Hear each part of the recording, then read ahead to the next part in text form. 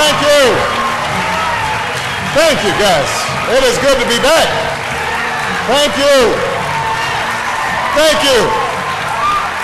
Thank you. Thank you so much. Thank you. Thank you very much. Oh, this looks like a progressive majority to me. Right here. Yeah. Looks like folks are ready to take back America. Take it back. I want to begin by thanking Roger Wilkins for not only that extraordinary introduction, but for his lifetime of leadership on behalf of progressive causes. Give it up for Roger Wilkins.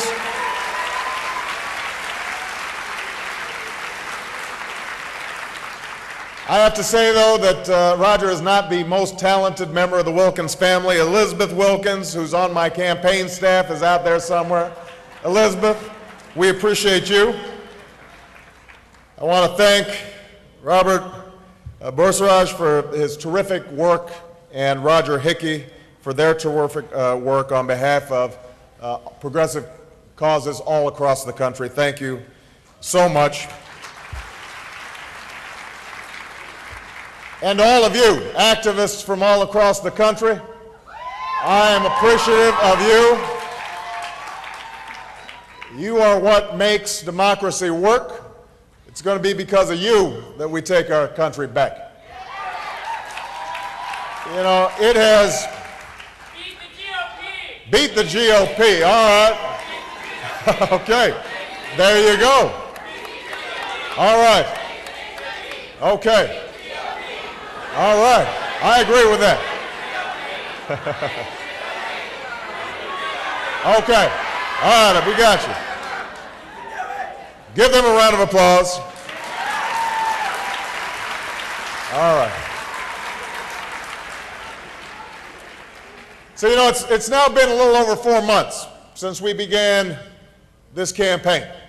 And everywhere we've been, whether it's Oakland or Cleveland, Atlanta or Austin, we've been getting these inspiring, humbling crowds. Thousands of people, 20,000 people in Austin, 20,000 people in Atlanta, 12,000 people in Oakland.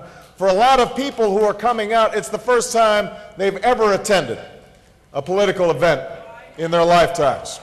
And you know, I would love to take all the credit myself. I would love to say it's just because I'm so fabulous that everybody's turning out, but I know that's not the reason they're coming out. The reason they're coming out is because there's something in the wind out there. There's something stirring. There's a hunger in this country right here and right now, a longing for something new that we haven't seen in years. People are hungry to turn the page and write a new chapter in American history. And whenever I stop to think about it, I'm reminded of what got me into public service in the first place, because oftentimes I see young people in the audience and I say to myself, I remember when. I'm an old man now. But I remember what it was like when I was first realizing that I had to get involved, that I had a role to play in making a better America. The year after college, I decided to move to Chicago, because I'd been inspired by the Chicago in the House. Yeah, I had been inspired by the civil rights movement, the image of young people, straight back, clear-eyed, people who had decided that they were going to lay their lives on the line. They were going to march. They were going to sit on behalf of a more just, more free America. But I'd been too young to participate, so I looked for some other outlet for that idealism. And this was at a time when factories were closing all across the Midwest. Tens of thousands of people were being laid off. They were boarding up homes and businesses all across the region. And on the south side of Chicago, where neighborhoods were struggling to rebuild after the closing of these steel plants, a group of churches had come together and decided that they could make a difference. And they got their little money together, and it was such a little money that all they could afford to hire was me. And the salary was $12,000 a year, plus enough money to buy an old beat-up car. And I drove to Chicago, didn't know a soul out there. And I took the job and I became a community organizer. And we went to work setting up job training programs for the unemployed and after-school programs for youth and bringing city services to neighborhoods that have been neglected. And block by block, we turned those neighborhoods around. And it was the best education I ever had, because I learned in those neighborhoods that when ordinary people come together, they can achieve extraordinary things. So later, when I finished law school, I turned down the corporate job offers, and I came back to Chicago to continue the work I started on. I organized a voter registration drive and signed up 150,000 new voters to help Bill Clinton get elected in 1992.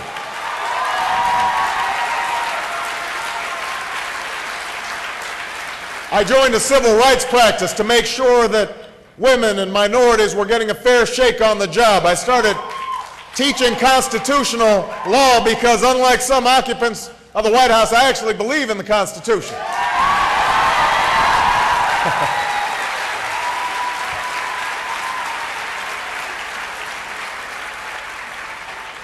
And after a few years, people started coming up to me and telling me I should run, and a state Senate seat opened up. So I jumped into the race.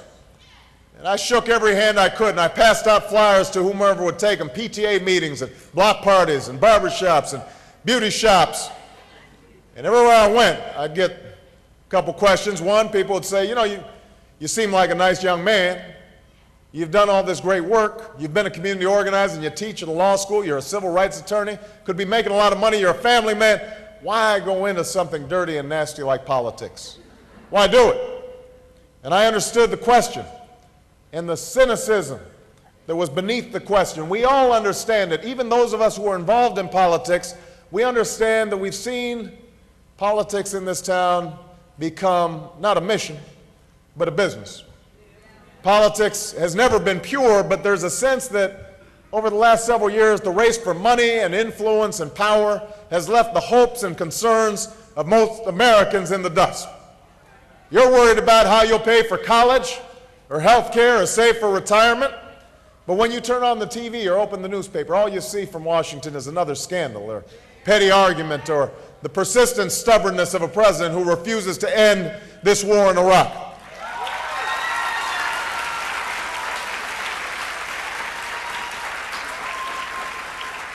And so we get discouraged. Half of us don't vote. The half of us who do vote, we're voting against somebody instead of voting for something. And as we turn away from this kind of politics and cynicism and frustration, we know what fills the void: the lobbyists, the influence peddlers with the cash and connections, the ones who've turned government into a game that only they can afford to play. It's the pharmaceutical companies that get to write our drug bills while the price of prescriptions skyrocket for the rest of us. It's the oil lobbyists that get to meet with the same White House that silences the scientists who've warned us about the destruction of our planet. You know who I'm talking about. You know who I'm talking about. They write the checks and you get stuck with the bills. They get the access, you get to write a letter. They think they own this government, but we are here to tell them today that our government is not for sale, and we are taking it back right here and right now.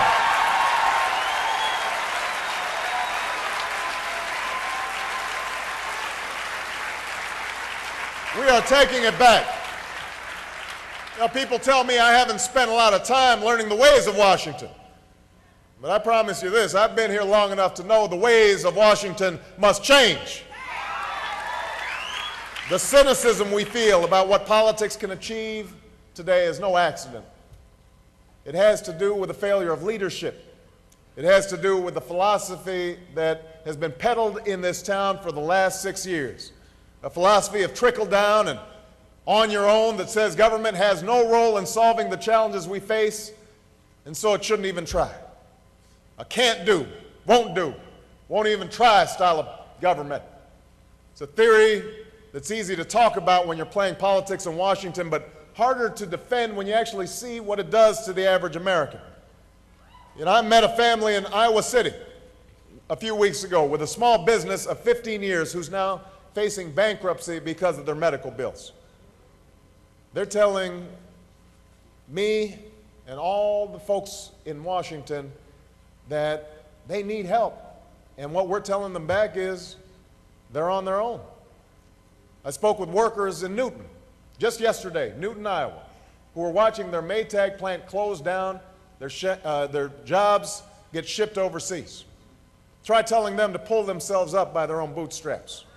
Try saying tough luck to the families who still don't have homes in New Orleans, or the 45 million Americans without health care, or the 15 million children born into poverty in the richest nation on earth. This is not who we are. This is not how America has persevered. That's not what we're about. That's not how we persevered through war and depression, through struggles for civil rights and women's rights and workers' rights. We've come this far as a nation because we believe in a different kind of politics, because we believe in a different vision for America. We believe that we rise or fall as one people. We believe that we each have a stake in each other, that I am my brother's keeper, that I am my sister's keeper. We believe that what happens to that family in Iowa without health insurance, or those Maytag workers in Newton, that matters to us, even if it's not our family, even if it's not our job. When we leave them to fend for themselves, it impoverishes all of us. When we see veterans,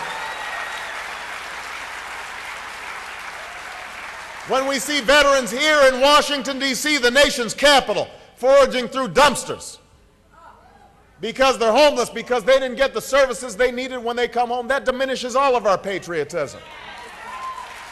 Don't talk about supporting the troops and then leave them to fend for themselves after they've served our country, after the photo op, after the political sloganeering. Stop doing that.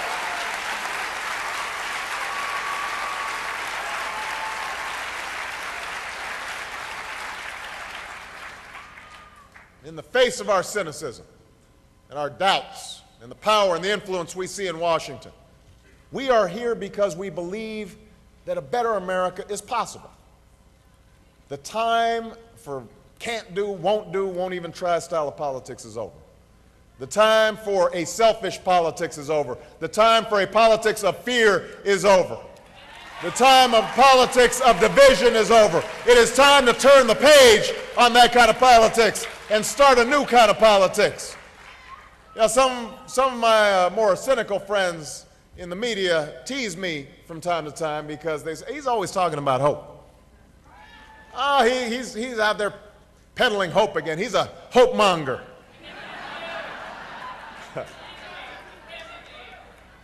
I talk about hope because I've seen its power. I've seen the power of hope, the power of faith. No one thought that those South Side neighborhoods that I was working with as a community organizer had a chance when I got there, but we worked together, we banded together, black and white and Latino and Asian, and we kept working, and we taught people to stand up to their government when it wasn't standing up for them. When I got to the Illinois State Senate, people said it was too hard to take on the issue of money in politics. Our state had too long a history, too many entrenched interests. But I knew then that we had the people of Illinois on our side. I even found a few folks on the other side of the aisle who were willing to listen, and we passed the first major ethics reform legislation in 25 years. People told me I couldn't reform a death penalty system that had sent 13 innocent people to death row, but we did that. They doubted whether we could put government back on the side of average people, but we put tax cuts in the pockets of working family who needed them instead of the folks who didn't need them. And I passed health care reform that insured another 150,000 children and parents who didn't have health care. I know that change is possible. I know where hope leads us. The only reason I'm standing here before you is because of hope. On paper, it's impossible that I am here as a United States Senator running for president. I know what's possible in America. I know that turning the page is possible.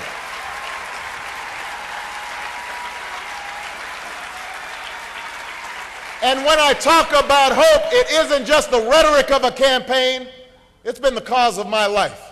a cause I will work for and fight for every single day as your president here in the United States of America.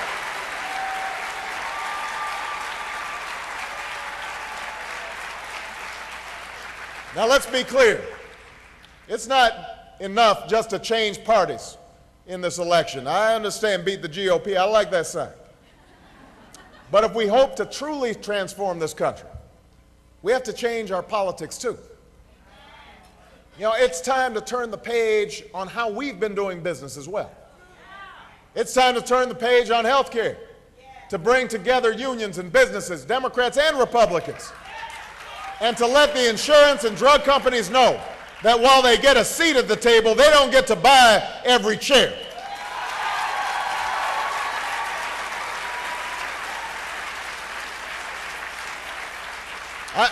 I have a universal health care plan, and I know the other candidates are going to have their plans. My plan will cover every American and cut the cost of a typical family's premiums by up to $2,500 a year. It's a plan that lets the uninsured buy insurance that's similar to the kind members of Congress give themselves, because my attitude is that my bosses, the taxpayers, shouldn't have a tougher time getting health insurance than I should.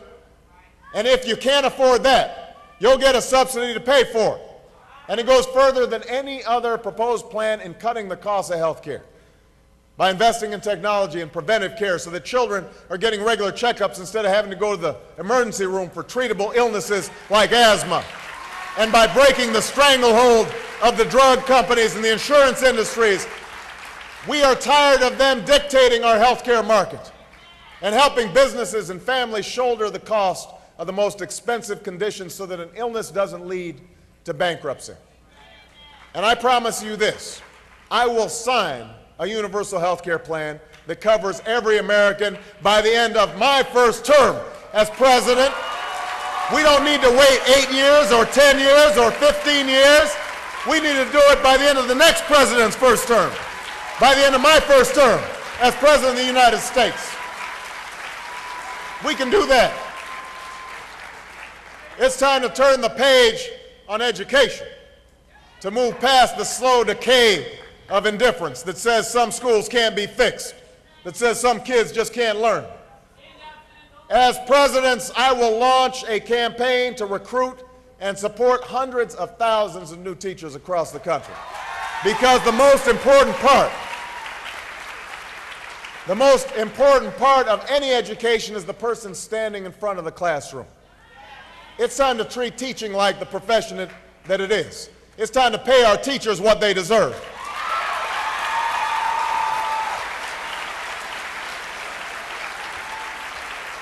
Pay them more money. And when it comes to developing the high standards we need, it's time to stop working against our teachers and start working with them. Teachers don't go into education to get rich. They don't go into education because they don't believe in their children. They want their children to succeed, but we've got to give them the tools. Don't have a bill called No Child Left Behind and then leave the money behind for No Child Left Behind. Invest in early childhood education, invest in our teachers, and our children will succeed.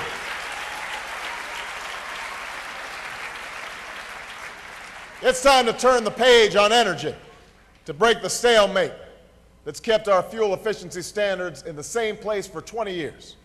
To tell the oil and auto industries that they must act, not only because their future is at stake, but because the future of our country and our planet is at stake. As president, I will place a cap on carbon emissions and require companies who can't meet the cap to buy credits from those who can, which will generate billions of dollars to invest in renewable sources of energy and create new jobs and even a new industry in the process. I'll put in place a low-carbon fuel standard that will take 50 million cars worth of pollution off the road. I'll raise the fuel efficiency standards for our cars and trucks because we know we have the technology to do it, and it's the time to do it. And by the way, when I talk about fuel efficiency standards, you know, it's easy to make that speech in California. So what I did was I went to Detroit, and I had a whole bunch of auto executives sitting right there when I said it. And I didn't get a lot of applause lines, but that doesn't matter because it's the right thing to do. And the American people will appreciate honesty and leadership and talking straight to them about what's needed.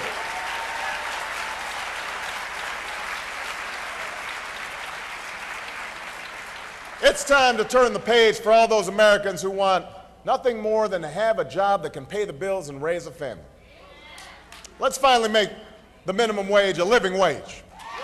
Let's tie it to the cost of living so we don't have to wait another 10 years to see it rise. Let's put the jobless back to work in transitional jobs that can give them a paycheck and a sense of pride. Let's help our workers advance with job training and lifelong education. Let's invest in infrastructure, broadband lines in rural communities and in inner cities. Let's give jobs to ex-offenders because we believe in giving a second chance to people. And let's finally allow our unions to do what they do best and lift up the middle class in this country once more. When you head to Capitol Hill in a little bit to rally for the Employee Free Choice Act, say it loud enough so that the folks on the other end of Pennsylvania Avenue can hear you. In this country, we believe that if the majority of workers in a company want a union, they should get a union. That's not complicated. That's the right thing to do. We can do it. We can do all of these things. But before we do, we have to begin by turning the page and ending this senseless war in Iraq. You know, I am proud that I stood up in 2002 and urged our leaders not to take us down this dangerous path. I've said it before and I'll say it again. This is a war that should have never been authorized, a war that should have never been waged. So many of us knew back then, even when it wasn't popular to say so. We knew back then this war was a mistake. We knew back then that it was dangerous diversion from the struggle against terrorists who attacked us on September 11th. We knew back then that we could find ourselves in an occupation of undetermined length, at undetermined cost, with undetermined consequences. But the war went forward, and now we've seen those consequences, and we mourn for the dead and the wounded. You know, I was in New Hampshire the other month when a woman told me that her nephew was leaving for Iraq. We were in a town hall meeting, and she stood up, and as she started telling me how much she'd miss him and how much she was worried about him, she began to cry. And she said to me in front of this crowd, she said, "I can't breathe. I want to know, Senator, when am I going to be able to breathe again?" It is time to let this woman know she can breathe again. It's time to start bringing our troops home. Not a year from now or a month from now, but now.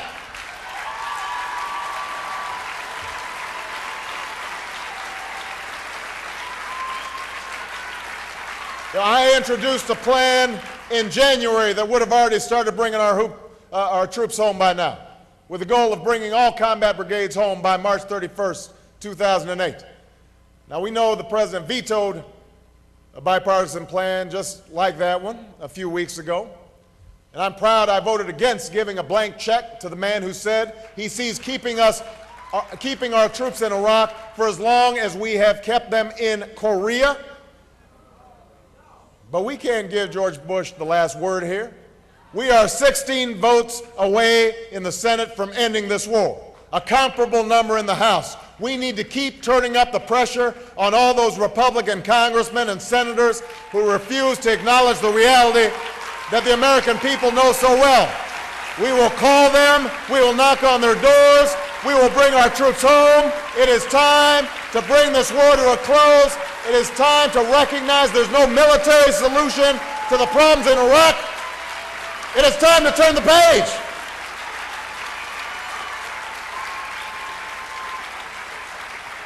And when we do that, we can stand before the world and remind them that America is still the last best hope on earth. This president may occupy the White House, but for the last 6 years, the position of leader of the free world has remained open, unfilled. It's time to fill that role once more. Imagine standing before the world and saying, we want to work with you, not against you on climate change.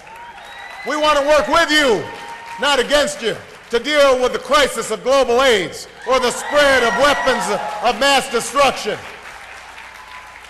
We need to say to the world, America cannot meet the threats of this new century alone, but the world cannot meet them without America. It's time for us to lead and say we want to work with you to deal with the issues of global poverty so that every child around the world has a stake, not in chaos and anarchy and violence, but in opportunity and prosperity and order. And while we're at it, why don't we close Guantanamo and restore the right of habeas corpus? Because that's how we lead, not with the might of our military, but the power of our ideals and the power of our values. It's time to show the world we're not a country that ships prisoners in the dead of night to be tortured in far-off countries. We're not a country that runs prisons, which locks people away without ever telling them why they're there or what they're charged with. We're not a country which preaches compassion to others while we allow bodies to float down the streets of major American cities. That's not who we are. We're America. We're a nation that liberated a continent from a madman, that lifted ourselves from the depths of depression, that won civil rights and women's rights and voting rights for all our people. We're the beacon that has led generations of weary travelers to find opportunity and liberty and hope on our doorstep. That's who we are. You know, back in March, I was down in Selma, Alabama. We were celebrating the 42nd anniversary of the march across the Edmund Pettus Bridge. Some of you know the story. You had a group of ordinary folks, housekeepers and doormen and Pullman porters, decided that they were going to march for voting rights. And they gathered at Brown Chapel and set forth to the state capitol. And when they got to the Edmund Pettus Bridge, they saw horses and tear gas and dogs and billy clubs. And they were trampled and gassed and beaten. And John Lewis, my colleague in Congress, was almost beaten within an inch of his life. And they staggered back from that bridge, bloody, beaten. And I'm sure that on that day, some people lost hope. They said, you know, we're not going to be able to deal with Jim Crow. We can't overcome separate and unequal. The powers and principalities are arrayed against us. We don't have a chance.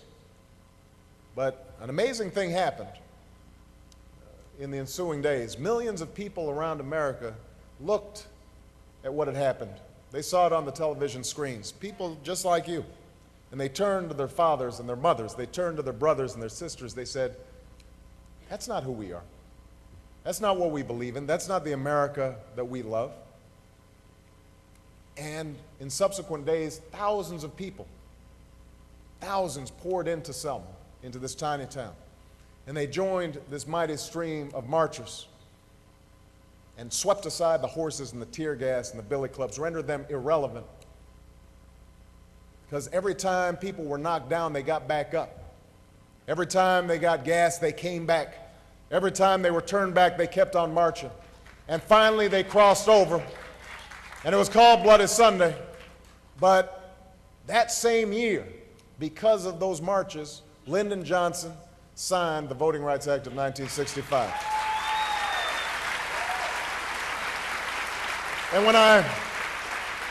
And it was a powerful thing for me to stand on that bridge next to John Lewis and other people whose names aren't written in the history books.